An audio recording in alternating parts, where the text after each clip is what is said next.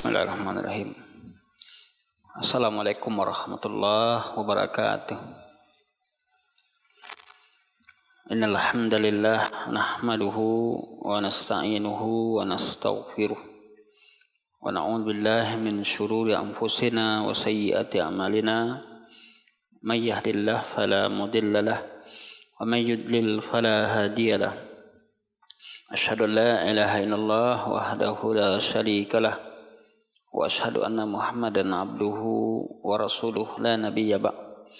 Allahumma shalli wa sallim ala nabiyyina Muhammadin wa ala alihi wa sahbihi wa man tabi'ahum bi ihsan ila yaumiddin, amma ba'd. Wa ikhwah dan akhwat, Bapak Ibu yang dirahmati oleh Allah, insyaallah taala pembahasan kita dua kali pertemuan ini khusus membahas tentang ayat-ayat puasa. Pertemuan pertama sekarang, kemudian terakhir nanti minggu depan, yaitu Al-Baqarah 183 sampai 185. Hari ini Al-Baqarah 183, 185. Dalam rangka untuk memantapkan puasa Ramadan kita dan juga pemahaman seputar hukum-hukum yang berhubungan dengan ibadah puasa melalui tafsir Al-Quran. Itu pada kali kita minta baca Al-Baqarah 183, 185.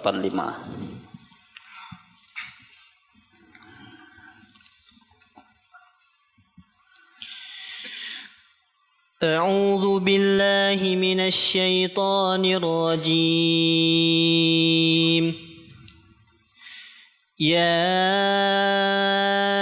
أيها الذين آمنوا كتب عليكم الصيام كما كتب على الذين من قبلكم لعلكم تتقون أياما معدودات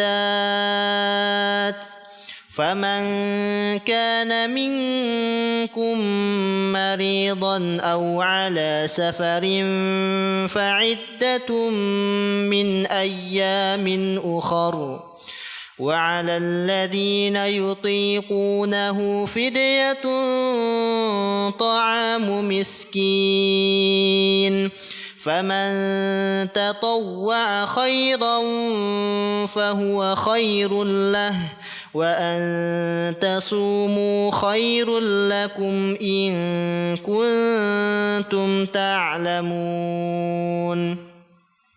شهر رمضان الذي أنزل فيه القرآن هدى للناس وبينات من الهدى والفرقان فمن شهد منكم الشهر فليصمه ومن كان مريضا أو على سفر فعدة من أيام أخر يريد الله بكم اليسر ولا يريد بكم العسر ولتكملوا العدة ولتكبروا الله على ما هداكم ولعلكم تشكرون.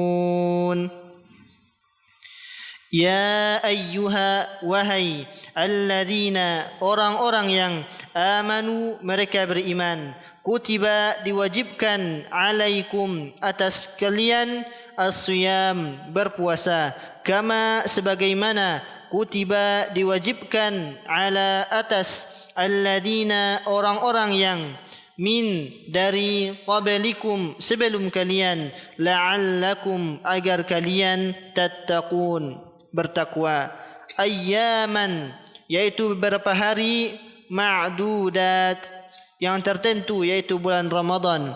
Faman, maka siapa yang kana, telah menjadi, minkum, di antara kalian, maridan, sakit, atau ala, atas atau dalam, safarin, perjalanan, fa'iddatun, maka wajib mengganti sebanyak hari yang ditinggalkan, min, daripada, ayyamin, hari-hari, ukhar yang lain.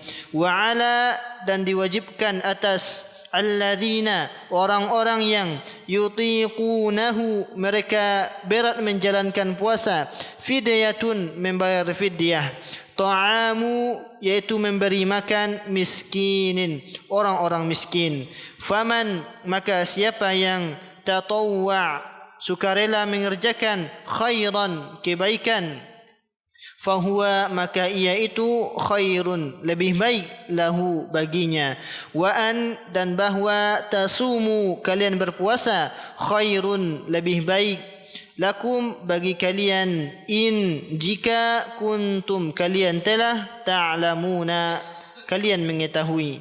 Syahru bulan Ramadan alladhi yang unzila diturunkan fihi di dalamnya al-Qur'anu Quran, hudan sebagai petunjuk, linnasi bagi manusia, wa bayyinatin dan penjelasan-penjelasan, min dari al-huda petunjuk, wal furqani dan pembeda.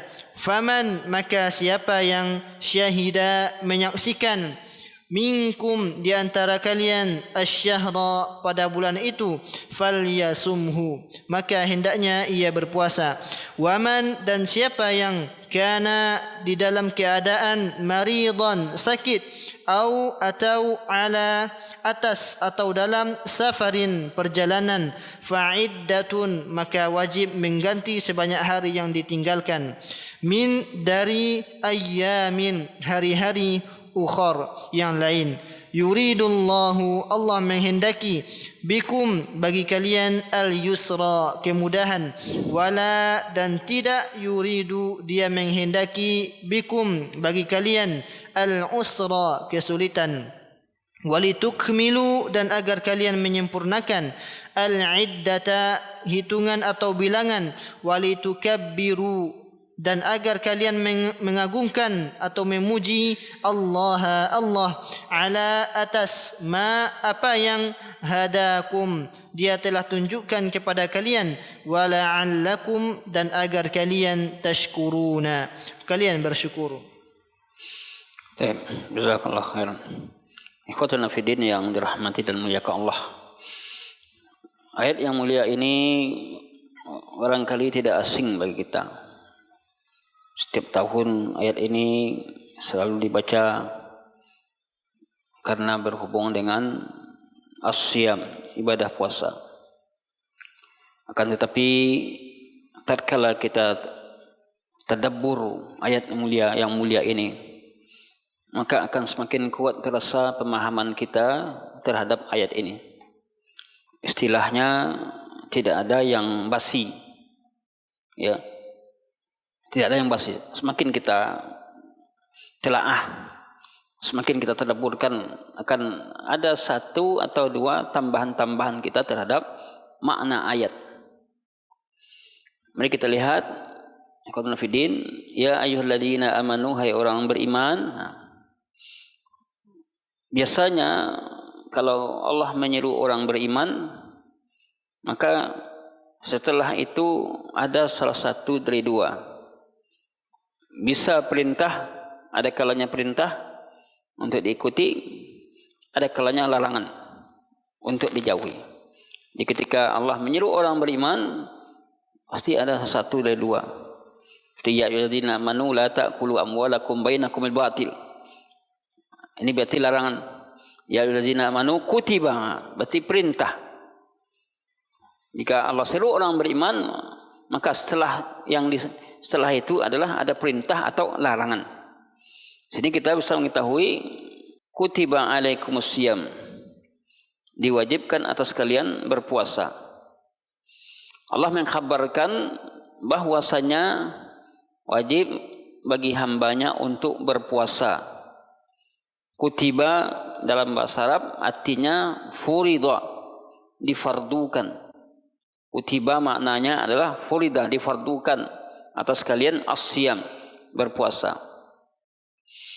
Dari mana kita bisa mengetahui bahwa puasa itu wajib? Dari kalimat kutiba tadi, difardukan. Kemudian dari hadis yang menunjukkan bahawa ibadah puasa itu rukun Islam. Buniyal Islamu ala khamsin syahadati an la ilaha illallah wa anna Muhammad Rasulullah wa iqamus shalah wa ita'uz zakah wa shaum Ramadan. Islam dibangun atas 5 perkara, di antaranya adalah puasa di bulan Ramadan. Saya menjelaskan kepada kita, ibadah puasa ini diwajibkan kepada orang-orang beriman. Kama kutiba 'alal ladzina min qablikum, sebagaimana juga telah diwajibkan kepada umat-umat terdahulu. Jadi ibadah puasa bukan hanya diwajibkan kepada umat Nabi Muhammad. Umat-umat terdahulu juga mereka telah diwajibkan untuk berpuasa. Mereka telah diwajibkan untuk berpuasa. Hanya saja beda puasa umat terdahulu seperti puasa orang Yahudi dan Nasrani dengan puasa yang Allah perintahkan kepada umat Nabi Muhammad. Perbedaannya makan sahur. Mereka tidak makan sahur. Beda puasa kami dengan puasa ahli kitab adalah sahur. Terbayang dewa kalau tidak ada makan sahur, lalunya jam 8 itu berlalu tadi. Maka Allah berikan keistimewaan kepada umat Nabi Muhammad makan sahur. Makan sahur itu ada syiar dari agama kita. Walaupun makan, tetapi ada keistimewaan tersendiri yang membawa kita untuk makan. Karena kita besok hari akan berpuasa. Jadi ibadah puasa telah dilaksanakan oleh umat-umat terdahulu. Umat Nabi Muhammad juga diwajibkan untuk berpuasa. Bedanya tadi adalah di antara bedanya makan sahur. Nah, li'annahu minasyara'i', karena puasa itu ada syariat-syariat dan perintah-perintah, di mana setiap perintah atau setiap larangan, setiap perintah pasti ada maslahatnya. Setiap larangan pasti di dalamnya ada mudarat. Ya. Setiap perintah, ya, seperti perintah puasa ini pasti ada maslahat yang wajib untuk kita ikuti, dan ada maslahat yang akan kita rasakan dengan ibadah puasa ini. Maslahat itu akan terus dirasakan sepanjang zaman, sepanjang waktu. Makanya ibadah puasa setiap tahun tidak pernah kita bosan. Bahkan kita merindukan kedatangan Ramadan ini.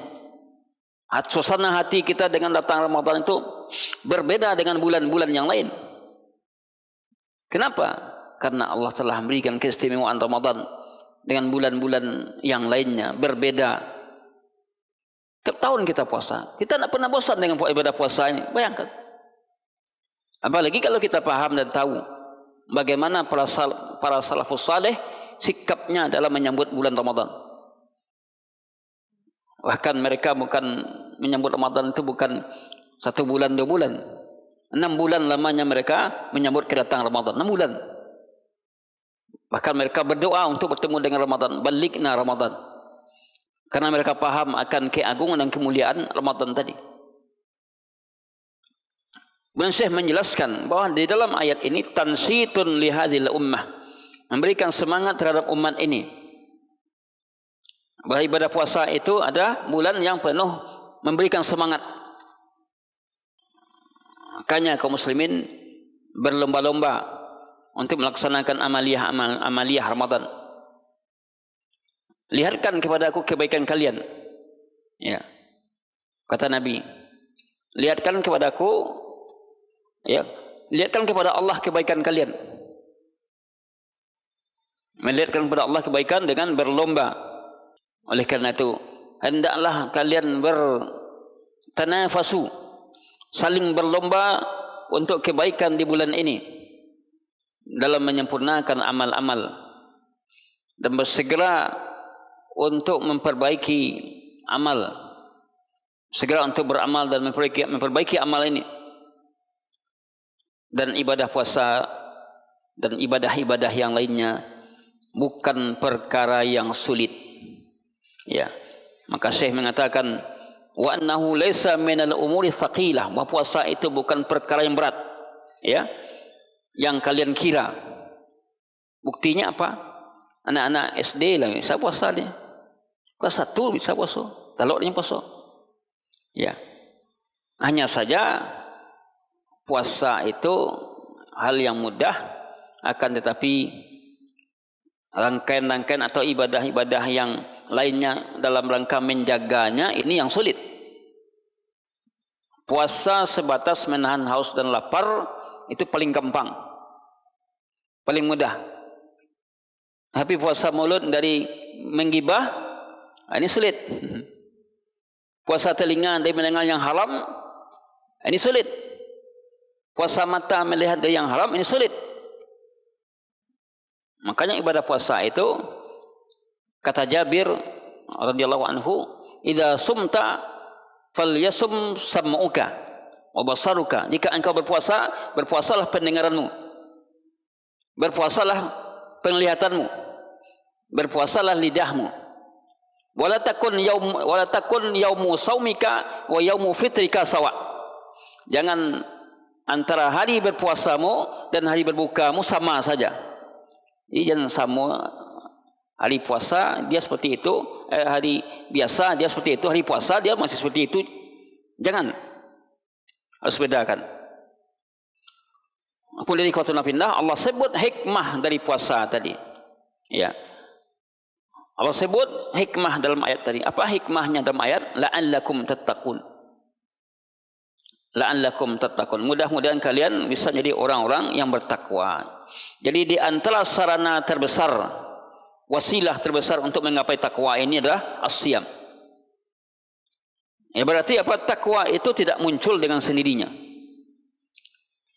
Tak ada orang dilahirkan jadi langsung takwa. Tak ada orang bisa langsung bertakwa, melainkan melalui proses bimbingan tuntunan yang Allah berikan, yaitu as-siyam, berpuasa. Karena pada prinsipnya setiap amal-amal ibadah yang Allah wajibkan itu melalui proses. Salat saja prosesnya ada. Nabi sudah perintahkan anak-anak umur 7 tahun sampai umur 10 tahun. 3 tahun proses membiasakan. Ibadah lain demikian juga. Karena tanpa pembiasaan, tanpa bimbingan dan latihan, tidak akan bisa orang sampai ke tingkat takwa. Dia proses dulu, lakukan perintah, dengan adanya nanti ujian hawa nafsu, ujian kesabaran, maka disitulah nanti terlihat kita ini berhasil atau tidaknya. Oleh karena itu Allah tidak pastikan, ya, fatattaqun, ya, fala tattaqun atau la tattaqun, pasti kamu bertakwa. Mana ada kan? Tidak adalah katakan pasti kamu bertakwa dengan puasa tadi. Tapi hanya pakai la'alla. Tapi la'alla ini kalimat pengharapan. Dapat harapan besar Anda bisa menjadi orang bertakwa. Tapi tidak pasti jadi orang bertakwa. Kalau pasti di sini dia, ya, la tattaqun. Misalnya la'alla ditiadakan, tambah dengan lam taukid. Ya. Ya ayyuhallazina amanu kutiba alaikumusiyam kama kutiba alal ladzina min qablikum la tattaqun. Namun Allah tidak mengatakan demikian, la'allakum tattaqun, agar kamu bisa menjadi orang bertakwa. Ini taraji namanya, ar-raja. Kalimat taraji, kemungkinan besar bisa, kemungkinan ada, bukan tamanni. Kalau tamanni angan-angan, bukan angan-angan, tapi ada ar-raja, pengharapan. La'allakum tattaqun. Maka Syekh menjelaskan dalam penjelasan beliau, la'allakum tattaqun. Ibadah puasa adalah sebesar-besar asbab min akbari asbab taqwa, sebesar-besar sebab untuk menggapai takwa. Makanya la'allakum tattaqun. Kenapa? Karena dalam ibadah puasa itu ada imtithalun li amrillah, mentaati perintah Allah, wajtinabu nahyi, menjauhi larangan. Karena takwa itu terdiri dari dua unsur, unsur taat dengan melaksanakannya, unsur larangan dengan menjauhinya. Takwa itu ada dua unsur. Taat dengan melaksanakan perintah, larangan dengan menjauhi. Larangan ketaatan ada yang wajib, ada yang sunnah. Larangan ada yang haram, ada yang makruh. La'allakum tattaqun. Maka ibadah takwa sebab jalan untuk menggapai takwa. Ibadah puasa adalah sebab terbesar untuk menggapai takwa. Maka Syekh menjelaskan kepada kita, fa mimma ishtamala alaihi minat taqwa, apa saja kandungan-kandungan takwa, cakupan-cakupan takwa, sifat takwa yang ada yang dibentuk melalui ibadah puasa. Maka di antaranya adalah Syekh menjelaskan, an-nasaima yatruku ma harramallahu alaihi. Sungguhnya orang berpuasa itu dia meninggalkan apa yang diharamkan Allah atasnya. Dari makan dan minum, al-jima, ya, dan sejenisnya. Di mana tiga hal ini, makan, minum, jima, kata Syekh, allati tamilu ilaiha nafsuh. Ketiga perkara ini cenderung nafsu manusia untuk melakukannya. Makan, minum, dan jima. Tiga perkara ini dan lain-lain. Yang tiga perkara ini yang tingkat tingginya, yang ini di bawahnya. Makan, minum, dan jima. Tiga perkara ini adalah hobi manusia, suka manusia, kesukaan manusia. Makan. Datang kita bertamu, tuan rumah menyuguhkan kita makanan, kalau tidak minuman. Kalau kita bertamu ke rumah orang lalu tuan rumah tidak ada menyediakan makanan, mau takar yang mau orang. Dan orang suka untuk ya memberikan minuman, kita pun senang dengan diberikan minuman tadi. Ini kesukaan manusia. Ada orang tidak suka dengan minum. Kita lihat sekarang dunia bisnis kopi, dunia bisnis jadi pitih di orang gini. Kopi 5.000 kini bisa 25.000. Ya. Di mana-mana sekarang itu usaha, banyak usaha orang. Karena minum tidak bisa dilepaskan dari kehidupan manusia, minum dan makan. Makanya makan, minum dan jima ini yang merupakan kecenderungan manusia ini tidak dilakukan dulu di siang hari, ditahan. Nah, coba kalau alang hari biasa ditahan saliru antum, mau enggak? Kalau nak bulan puasa, enggak mau. Hari biasa enggak mau kita. Bulan puasa itulah Allah berikan kemuliaan. Ya, puasa sunat iya. Kalau puasa sunat kan kita enggak tiap hari puasa. Coba kalau makan, sedangkan makan lain dia makan diagaan saja makan awak so kebangi waktunya. Ya, makannya cuma segini, tak makan juga. Karena makan itu adalah hobi manusia, fitrah manusia untuk makan. Tak bisa dicegah. Ya. Ini yang dilarang, makan, minum, kemudian jima. Maka Syekh menjelaskan kepada kita, allati tamilu ilaiha nafsuh, kecenderungan nafsu manusia kepadanya.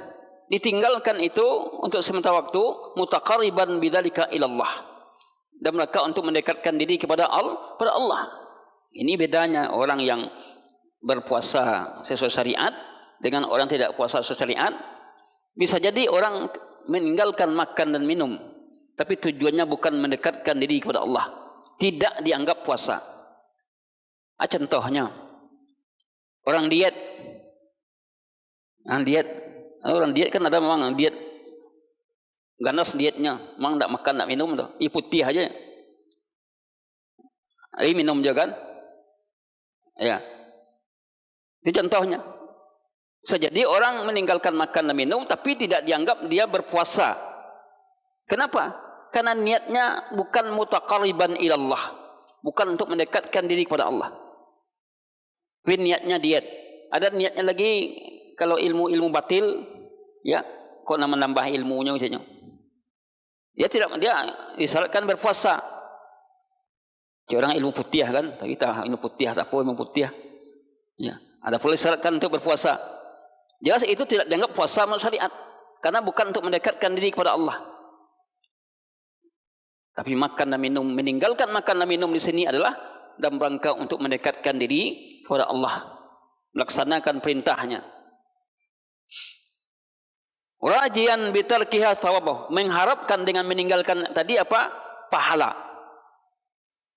Jadi unsur puasa tadi kita mendekatkan diri kepada Allah. Jadi dengan menahan makan dan minum itu kita mendekatkan diri kepada Allah. Kemudian apa lagi? Mengharapkan pahala dari Allah. Maka fahadha minat taqwa, mendekatkan diri kepada Allah, mengharapkan pahala balasan dari Allah, ini bahagian dari takwa. Ini bagian dari takwa. Nah, di antara hal yang dilatih melalui ibadah puasa tadi, kata Syekh, sifat takwa yang dibentuk melalui ibadah puasa, an-nasaima, bahawa orang berpuasa yudarribu nafsahu, melatih dirinya ala muraqabatillah, yaitu muraqabatullah, merasa diawasi oleh Allah. Ini dia sifat ya muraqabah, sifat takwa yang terdapat dalam ibadah puasa. Di antaranya adalah muraqabatullah, merasa diawasi oleh Allah. Makanan dan minuman ada di hadapan kita. Ya, kalau kita berbohong kan bisa aja dibawa makanan minum tu ke dalam kamar awak, kemudian setelah itu dikunci kamar, kemudian kita santap, lalu ketika itu kita katakan kepada orang lain kita berpuasa. Tetapi karena ada unsur muraqabatullah, merasa diawasi oleh Allah, kita tidak mau, karena Allah tahu. Dan pasti tidak akan terasa enak kalau kita sudah berbuka dan bohong. Makanya kenikmatan dirasakan oleh orang berpuasa ketika dia berbuka tadi. Bagi orang yang tidak berpuasa, walaupun sama-sama makan Jawa, jelas mereka tidak akan merasakan kenikmatan seperti kenikmatan orang berpuasa. Makanya Nabi katakan lisaimi farhatan, bagi orang puasa itu ada dua kegembiraan. Farhatun inda fitrihi wa farhatun inda liqa'i rabbih. Gembira ketika berbukanya dan gembira ketika berjumpa dengan Rabbnya ketika membawa pahala puasanya. Jadi dia tinggalkan itu, dia latih dirinya dengan muraqabatullah. Wa yatruku, dia meninggalkan kecenderungan nafsunya, walaupun mampu dia untuk melakukan tadi, namun dia tinggalkan itu. Kenapa? Li'ilmihi bittila'illahi alaih, karena Allah mengetahui, karena dia tahu, Allah mengetahui jika dia melanggar, Allah tahu. Itu namanya muraqabatullah. Oleh karena itu sifat muraqabatullah ini kita tanamkan ke diri kita, kita tanamkan kepada anak-anak kita. Kamu kalau berpuasa jangan bohong, ya. Pokoknya sambil mandinya mereka masuk juga selagui, ya. Biasanya anak-anak seperti itu. Mandi kemudian dia pergi berenang. Nah, kepada anak-anak kita tanamkan itu, puasa jangan bohong ya. Kalau kamu mandi nanti, maka jangan sampai kamu menelan air. Kalau kamu telan air masuk ke tenggorokan kamu, batal puasamu. Harus kita tanamkan, karena dia nak tahu, ya. Dia nak tahu. Kita yang beritahu, kita yang kabarkan, sampaikan kepada mereka. Muraqabatullah, merasa diawasi. Jangan bohong di depan Abi, di depan Umi ya. Kalau kamu bohong, ya Abi bisa kamu bohongi, Umi bisa kamu bohongi, tapi Allah tidak bisa kamu bohong. Allah tahu. Apapun yang kamu lakukan Allah tahu. Kalau kamu bohong kepada Abi dan Umi, puasa kamu tidak diterima oleh Allah. Walaupun di hadapan Abi dan Umi bahwa kamu ini sedang Abi anggap kamu berpuasa, tapi puasa kamu tidaklah diterima lagi. Kenapa? Karena kamu kadzib, dusta. Ini perlu kita tanamkan kepada anak-anak kita. Anak-anak murid kita atau anak-anak kita di rumah perlu kita tanamkan seperti itu. Jangan sampai bohong. Biasanya anak-anak yang ketika mandi sambil jalannya, ini perlu kita bina kejujuran mereka. Kemudian di antara sifat takwa yang dibina melalui ibadah puasa, an-nasyam yudiku majaris syaitan. puasa itu mempersempit ruang gerak syaitan. Karena syaitan itu melewati aliran darah. Maka puasa melemahkan tipu daya syaitan ke dalam jasad manusia. Oleh karena itu, kalau seseorang itu kenyang, ya, banyak makan, maka syahwatnya tinggi syahwat. Dan setan begitu pula mengupayakan orang banyak syahwat ini, ya, jauh dari Allah. Beribadah malas beribadah lah. Dengan berpuasa, ketika sempitnya ruang gerak setan, maka maksiat berkurang. Maka bisa kita lihat dan bisa kita hitung maksiat yang dilakukan oleh manusia, oleh kaum muslimin di bulan Ramadan sangat sedikit. Walaupun ada yang melanggar, contoh ada juga orang yang buka warung kelambu bulan puasa kan, warung kelambu, tapi itu tidak banyak, hanya sekelompok orang saja. Kemaksiatan di bulan itu sedikit, karena rasa takut itu tinggi dengan ibadah puasa. Kemudian di antara sifat takwa yang dibentuk melalui ibadah puasa tadi, an-nasaim fil ghalib takthuru ta'atuhu, bahwa orang berpuasa lebih dominan banyak ketaatannya. Ini dapat kita lihat dalam keseharian. Kenapa masjid penuh? Ya. Kenapa masjid penuh? Karena keberkahan bulan Ramadan tadi. Karena puasa memotivasi orang untuk taat. Hanya saja ada yang penuhnya itu, ya, bakatiko. Penuh 10 pertama, 10 kedua sudah mulai berkurang. So ketiga tinggal imam menenggarin dan beberapa orang tua-tua aja. Ya. Namun orang yang sudah terbina, terarah, semakin penghujung semakin ramai masjid. Kenapa? Karena mereka paham akan nilai Ramadan tadi. Maka orang-orang yang paham dan mengerti dengan keutamaan Ramadan, semakin, ya, penghujung semakin tinggi nilainya, mereka tidak akan meninggalkan masjid. Kecuali kalau mereka safar, lain halnya. Orang safar, pulang kampung. Tetapi selagi mereka tidak safar, orang yang paham ini, pasti mereka akan mengejar keutamaan 10 terakhir. Itu malam Lailatul Qadar. Lailatul Qadri khairum min alfi syahr.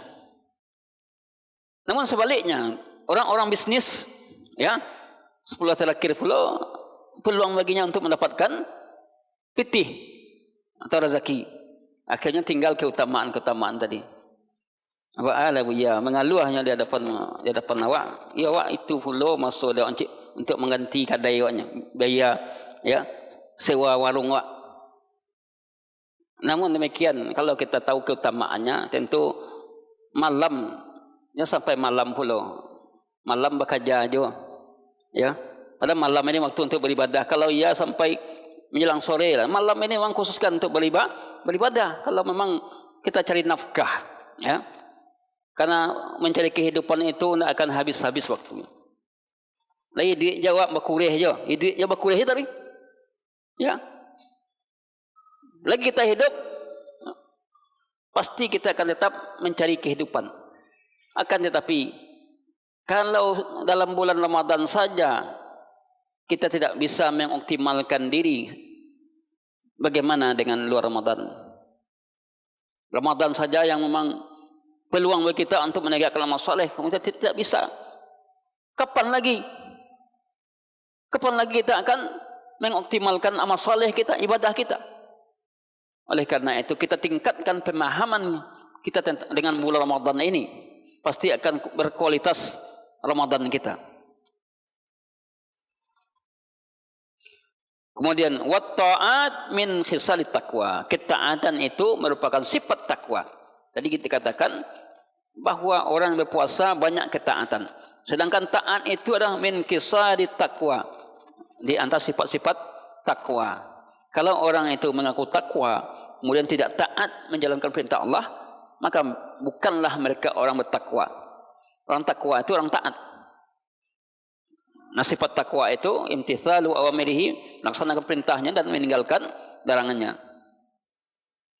Kemudian di antara sifat takwa yang ada, yang dibentuk melalui ibadah puasa, annal ghani idza dzaka, sungguhnya orang yang kaya ketika mereka merasakan pedihnya lapar, maka menyebabkan baginya berbelas kasihan dengan fakir miskin. Jadi dengan berpuasa tadi kita merasakan susah, ya pedih lapar kau ya. Ya. Maka apa yang akan dirasakannya? Dia akan merasakan rasa cinta dan belas kasihan kepada fuqara, fakir dan miskin. Dan ini bahagian dari takwa. Hanya saja perlu kita ingat, kalau kita melihat realita yang terjadi di masyarakat sekarang, saya rasa kurang. Karena mereka sekarang, ya, okelah berpuasa itu ada unsur laparnya kita. Tapi mereka berbuka sekarang di tempat-tempat mewah, di hotel-hotel, ya, di restoran-restoran mewah. Mereka berbuka bareng di situ. Bagaimana mungkin akan terasa belas kasihan kepada fakir miskin? Nya bukonya makan salung buat makannya sikuah. Tinggal mencakau aja lah. Ya. Takkan terasa. Oleh karena itu ketika kita membaca bagaimana para salaf dalam berpuasa, diriwayatkan mereka berbuka dengan mengajak orang-orang anak yatim, orang miskin, ya, di mana ada peluang untuk memberikan perbukaan, dia lakukan itu. Itu yang dilakukan para salaf terdahulu. Bahkan ada di antara mereka kalau tidak ada fakir miskin, maka dia pergi ke masjid, dia ajak orang untuk makan. Itu para salaf dalam sikap mereka ketika berbuka puasa tadi. Oleh karena itu sederhanakan dalam berbuka puasa, ya, jangan kita berlebihan, karena nanti tidak akan terasa bagi kita susahnya. Jadi orang miskin terasa pas puasa aja terasanya, pas berbuka enggak. Kenapa? Pas giliran berbuka makan penuh semuanya. Oleh karena itu bila kita bandingkan berbukanya Nabi dengan berbuka kita, masih jauh berbuka kita ini. Nabi berbuka dengan korma dan air putih, sedangkan kita berbuka dengan aneka makanan yang banyak. Ya, sebutkan saja, ada gorengannya, ada kolaknya, ya, kemudian ada cinduanya, ada kuenya, ada nasinya, ya, banyak lagi. Sedangkan Nabi berbuka dengan air putih dan korma tadi. Mari kita tiru dan contoh Nabi, tauladan Nabi, artinya walaupun tidak persis seperti beliau, tetapi adalah kita kurangi makan yang aneka makan yang banyak, karena dampaknya juga banyak nanti. Dampaknya timbul di tarawih, ya, mata kita ngantuk, semangat beribadah mulai berkurang. Kenapa? Karena makan banyak, berbuka banyak. Ini perlu kita perhatikan para ikhwah dan akhwat yang dirahmati dan dimuliakan Allah Subhanahu wa taala. Kemudian puasa itu pada hari-hari yang sudah ditentukan, ayyaman ma'dudat, sebagai bukti kasih sayang Allah kepada kita. Puasa itu ada pada hari-hari yang ditentukan, ayyam ma'dudat, hanya beberapa hari saja, yaitu 29 hari atau 30 hari, bukan berbulan-bulan. Ayyam ma'dudat. Dengan adanya ayyam ma'dudat ini sanggup manusia untuk melakukannya. Coba kalau syahrain mutatabi'ain, 2 bulan berturut-turut puasa aja.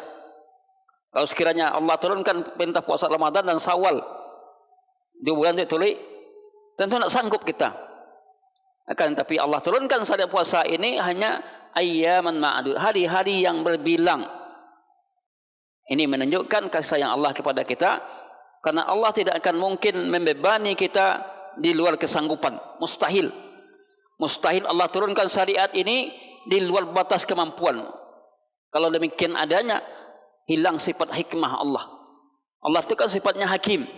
Tidak mungkin Allah turunkan syariat kalau tidak sanggup kita melakukannya. Makanya kalau bagi ada orang yang uzur, ada keringan bagi mereka untuk tidak berpuasa, tapi tetap mengganti di hari lain. Makanya faman kana minkum maridan aw ala safarin fa iddatum min ayyamin ukhar. Siapa yang sakit di antara kalian atau dalam perjalanan, hendaklah dia mengganti di hari lain. Ini rukhsah. Bagi siapa rukhsah tadi? Yang pertama, bagi orang sakit. Ya. Kemudian bagi orang yang dalam perjalanan. Man kana minkum maridan aw ala safarin. Sakit di sini sakit yang apabila dia berpuasa membahayakan fisiknya. Sakit itu ada yang sekedar sakit-sakit ringan, batu kan. Kata-kata kan sakit je nama itu. Nah itu dah. Nanti kita bagi nan caliah kan, mau sakit buat. Ya. Sakit yang apabila dia berpuasa menimbulkan masyakkah, tingkat kesulitan yang tinggi dan berakibat fatal ke dalam tubuhnya. Ini yang dimaksud. Ya. Sakit kepala, kemudian pusing-pusing, ya, mual-mual, itu nak taloknya. Maka berbukalah. Adapun sakit-sakit yang ringan, yang tidak berefek berat apabila dia berpuasa, maka sebaiknya dia berpuasa. Tapi ahli zahiriyah aja sakit boleh berbuku. Orang yang melihat teks Al-Quran dengan zahiriyah, kan sakit katanya. Kalau sakit, segala bentuk sakit, Allah mengatakan sakit. Nah, jelas ini keliru. Sakit yang agama, sakit yang menimbul, yang tingkat kesulitannya tinggi. Ya. Kemudian safar, au ala safarin, dalam perjalanan. Nah, perjalanan sekarang, alhamdulillah, jalan sudah bagus. Kemudian mobil sudah pakai AC. Bagaimana kita dalam perjalanan sekarang? Apakah tetap berlaku syariat untuk berbuka ini bagi musafir? Tetap berlaku. Hanya saja ada pilihan baginya. Sanggupkah dia atau tak sanggup? Kalau sanggup dia dalam perjalanan untuk berpuasa, berpuasalah. Tapi kalau tak sanggup, karena faktor fisiknya lemah, kekuatan tubuhnya tidak mungkin untuk mengadakan perjalanan jauh, maka berbukalah. Dan jangan dipaksakan. Karena pernah terjadi di masa Nabi, ada seorang sahabat tergeletak, pingsan, lalu dikerumuni oleh orang banyak. Ketika itu Nabi datang ke situ. Ada apa? Dia dalam perjalanan jauh, dia puasa. Akhirnya keluar kalimat dari perkataan Nabi, laisa minal birri as-siyamu fis safar. Bukanlah kebajikan berpuasa dalam perjalanan. Berarti bagi orang yang tadi yang pingsan tadi tergeletaknya karena paksakan dirinya berpuasa dalam perjalanan, dicela oleh Nabi. Laisa minal birri as-siyam fi safar. Kemudian para sahabat dalam suatu peperangan, karena mereka menempuh perjalanan, terbagi dua kelompok. Ada yang berpuasa, ada yang tidak. Kemudian tidak ada mereka saling mencela. Yang berpuasa mencela yang tidak puasa, tidak ada. Amal solang-solang. Kau talok dia puasa, nak talok sudah. Dan diriwayatkan dalam hadis tadi, tidak ada mereka saling mencela. Yang berpuasa mencela yang tidak puasa, yang tidak puasa mencela yang puasa, tidak ada. Menghargai. Mereka menghargai dan tidak ada mencemehkan. Karena mereka tidak berbangga dengan amal-amal mereka.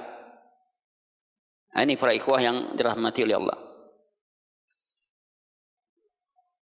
Wa 'alal ladzina yutiqunahu fidyatun ta'amu miskin. Kemudian bagi orang yang tidak sanggup untuk berpuasa, maka hendaklah mereka membayar fidyah berupa makan untuk orang miskin. Ini ayat ini mula-mula turun ketika awal-awal turun perintah puasa, maka ketika itu puasa ini tidak langsung diwajibkan, ya. Tapi waktu itu ada pilihan. Yang merasa berat untuk berpuasa, ya, berat bagi yang berpuasa, maka boleh dia untuk berbuka dengan syarat dia bayar fidyah. Yang sanggup berpuasa, berpuasa. Ini di awal-awal Islam. Makanya para ulama mengatakan ayat ini, sebagian ulama mengatakan ayat ini sudah dinasah. Wa 'alal ladzina yutiqunahu fidyatun ta'am miskin, dihapus hukumnya. Ya, dengan datangnya ayat berikutnya, yaitu faman syahida minkumus syahra falyasum. Ya. Sebagian ulama mengatakan juga ayat ini tidak dinasah, tetapi yang dimaksud dengan ayat ini wa 'alal ladzina yutiqunahu fidyatun ta'am miskin adalah orang tua renta, wanita hamil yang menyusui. Ini yang dimaksud dengan ayat ini. Ala kulli hal, bahwa ayat ini tetap berlaku, namun diperuntukkan kepada orang-orang yang uzur. Wa 'alal ladzina yutiqunahu fidyatun ta'am miskin. Apa uzurnya? Uzur yang ada itu apa? Karena sudah tua renta, hamil, menyusui. Bagaimana kalau pekerja berat? Dia pekerja buruh. Wallahu alam, yang rajih di sini bagi pekerja berat tidak ada keringanan bagi mereka. Kok dia gih keringanan besok habis Ramadannya itu aja kerajaannya. Kapan dia berpuasa lagi? Seperti buruh-buruh di terminal, di pelabuhan, kan balik tu mangke-angke kerajaannya. Hanya saja mungkin mereka dikurangi waktu bekerjanya, itu aja. Walaupun ada sebagian pendapat, ya, orang ulama-ulama kontemporer yang membolehkan itu. Tetapi bila kita lihat para ulama-ulama salaf dalam hal ini, ya, tidak berpegang kepada hal demikian. Bah kalau sopir, ya, habis Ramadan sopir jo, ya, gimana mereka ini? Pasti kalau memang mereka sopir yang berjalan jauh, pasti ada hari cutinya. Kalau memang mereka tak sanggup berpuasa, ya ada uzur. Tapi ada masa cutinya nanti, tak mungkin puasa tadi. Maka dia ganti. Dalam sebulan digantinya seminggu atau 10 hari. Ya, kalau memang maka itu pekerjaan mereka. Nah, kalau tidak, ya, maka mereka cari pekerjaan lain di bulan itu. Karena tidak ada pembebasan manusia untuk tidak berpuasa. Tidak ada. Faman tatawwa'a khairan fa huwa khairun. Siapa yang bertatawwa, melaksanakan kebaikan, itu lebih baik baginya, dan berpuasa itu lebih baik baginya. Wallahu a'lam bishawab. Sampai sini pembahasan kita. Semoga faedah dan manfaat. Insyaallah kita lanjutkan pada minggu yang akan datang untuk menyempurnakan ayat-ayat berikutnya. Subhanakallahumma bihamdik, asyhadu an la ilaha illa anta, astaghfiruka wa atubu ilaik. Assalamualaikum warahmatullahi wabarakatuh.